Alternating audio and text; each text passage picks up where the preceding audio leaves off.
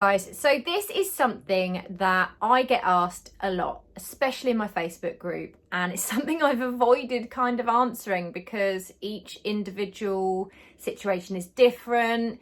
It almost feels a bit political and I don't really want to get involved in it. But then I've decided to put my big girl knickers on and give you some good advice to help you guys manage these situations, because they do come up for most people. So I am being a big girl and I'm going to give you the advice that you actually need. Hello lovely couples and welcome back to my channel. I'm Lauren, wedding planner and owner of Bluebird Creative. I provide a weekly dose of wedding planning goodness for the modern couple. So if you haven't already, make sure you subscribe to my channel and don't forget to hit the bell, because then you'll be notified every week when a new video lands.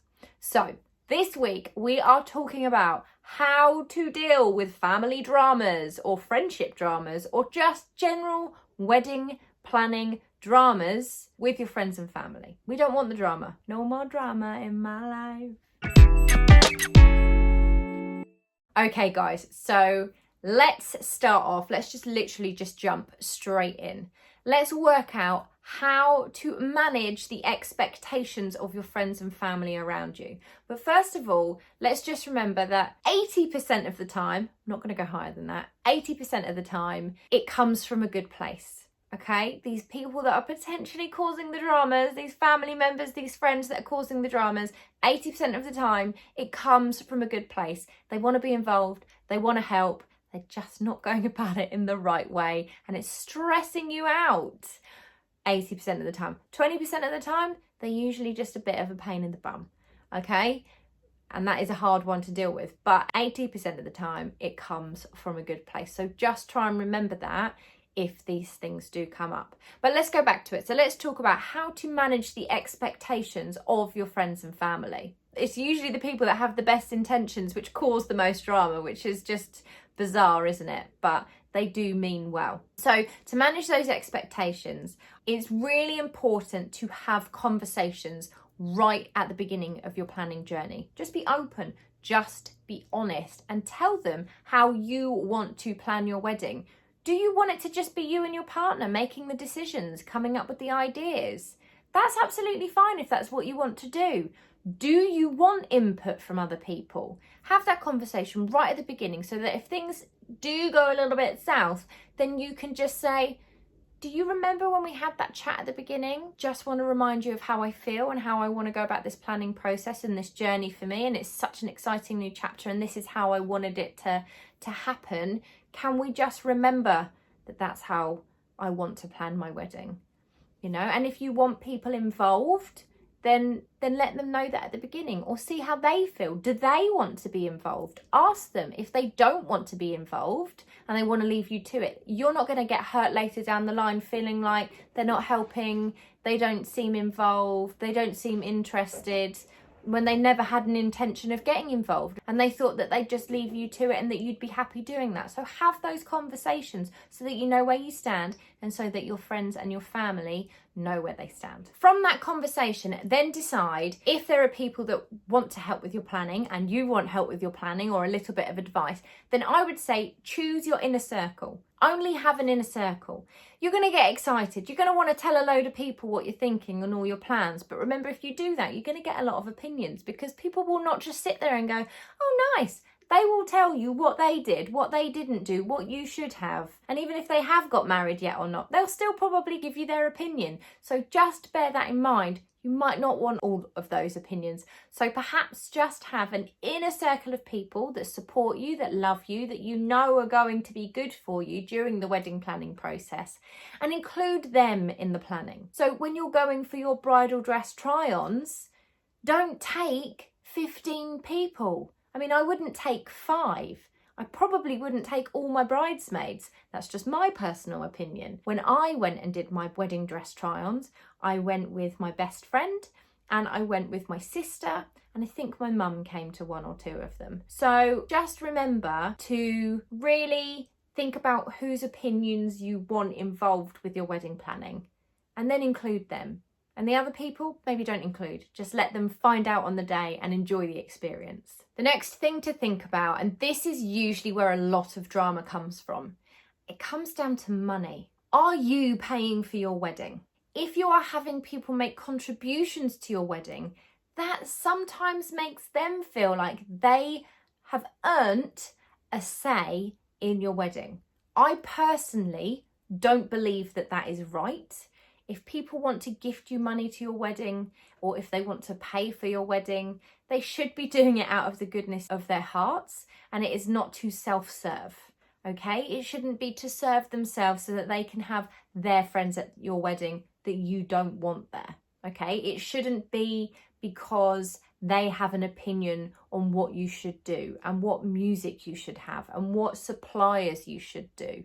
It shouldn't be self-serving. It should be because they love you and they want to contribute towards your wedding. That being said, that doesn't always happen, and people are people and they do what people do, and they will have opinions and they may try and force those upon you. So just bear in mind, and again, have those conversations with people. If they want to contribute towards your wedding, perhaps just be really honest and say, that's amazing, I am so grateful, thank you so much. And it sounds like a tough conversation to have, but there's no harm in saying, you know, thank you for this money, but it doesn't mean that you get a say. We did that for our wedding. We were very honest. You know, both sets of parents wanted some of their friends invited to our wedding. And we put our foot down and said, no, I would rather not take money from my family and know that we had just our friends and family at our wedding and not our parents' friends at our wedding that we wouldn't have invited. So tough conversations to have, and you have to work out whether it's worth having that conversation, and is it worth the stress and the drama that that could cause, and how do you actually want your day to go? Are those extra people, for example, going to make a difference to your experience? Maybe not, maybe they will do. It's totally up to you.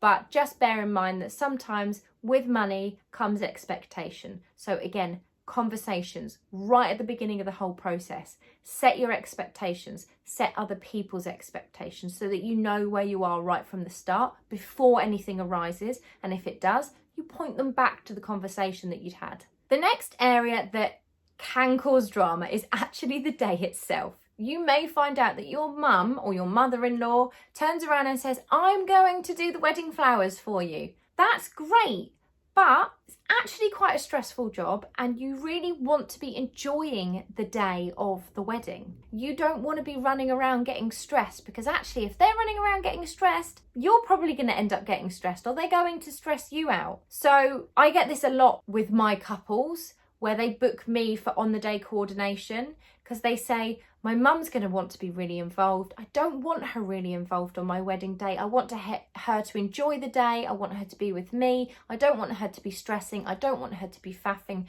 I want you to come and coordinate my day, and I want you to just make sure that she doesn't get involved and that she just enjoys herself. Because if she knows that somebody else is doing it, then maybe she'll just relax. Doesn't always work, but most of the time it does.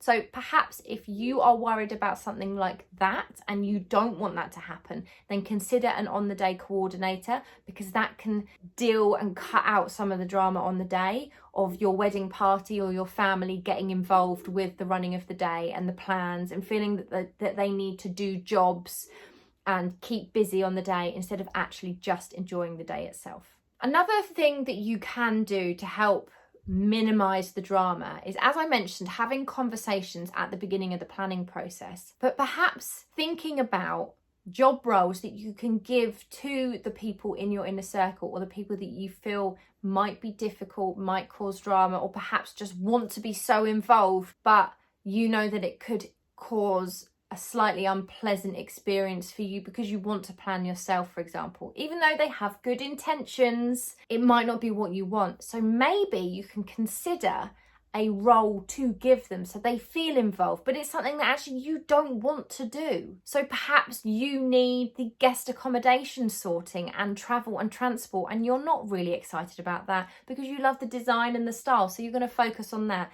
That's logistics. It doesn't light you up.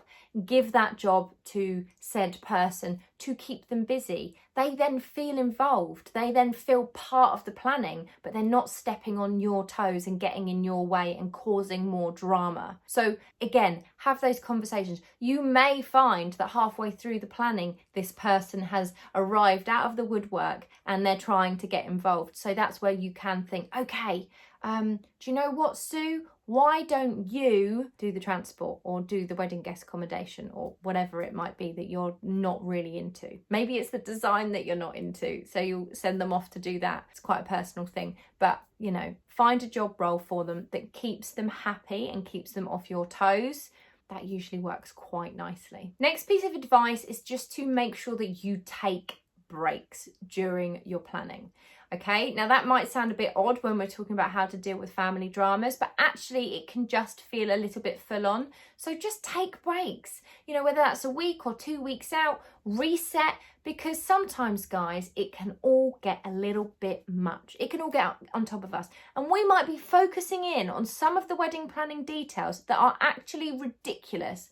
I heard somebody talking about how they were so focused for a whole week, so focused, so stressed, waking up in the night, couldn't find what they wanted. They wanted a particular type of ribbon for their bouquet. And then in hindsight, now that they're married and a few years later, they're like, I have no idea why I was so focused and stressed on that, finding that type of ribbon, when on my wedding day, my hands are on my bouquet and you can't actually even see the damn ribbon. So these things can happen. We can end up just fixating on something within our planning. And if somebody is sort of trying to tread on our toes, it can push us a little bit more. So sometimes it's good to just take a couple of weeks out, take a break, take a breather, reset, then ask yourself the question, is that important? Does it matter? Will it matter after my wedding day? Am I going to look back at that particular thing and think, oh my gosh, I can't believe I didn't get that right if I don't do it? Is it going to add to the overall experience of my day? Take a step back, let your emotions calm down, step back in, and then realise, is this a battle worth fighting? And that comes into play with the family dramas or the friendship dramas as well. Sometimes you do have to give a little bit. I'm quite an opinionated and strong-minded person, and I will be like, no, this isn't happening. I'm doing it this way. And I was very much like that with my wedding planning. But you also need to take those moments where you do step back and go, is this a battle worth fighting? I do that as a parent daily. It's a good strategy. Is it worth fighting? In which case, be a bit more lenient. Work with that person, because at the end of the day, the stress is not actually worth it. That is probably the biggest piece of advice I can give you when dealing with these family dramas. There has to be a little bit of give and take. It is your wedding day. I advocate that more than anything on this channel. You do you. The day is about you. It is your day. And if people love you, they will work with you and what you want. And that's how I feel it should be. But it unfortunately just doesn't always work like that. And people will be people. So in that case, if somebody is being particularly stubborn and the drama is just building up, just step back and say to yourself, is this a battle worth fighting? Let me look at the bigger picture here. Does it matter? Does this matter? So there you go, guys.